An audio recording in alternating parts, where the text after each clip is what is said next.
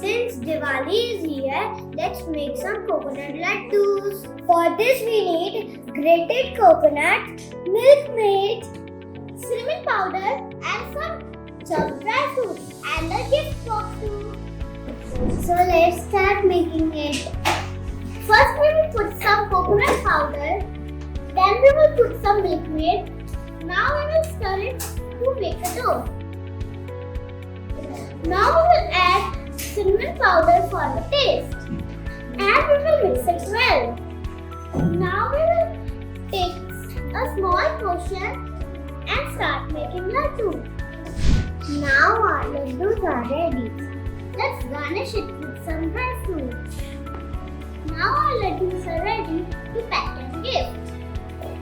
Our Diwali box is ready to gift. You can give this to your loved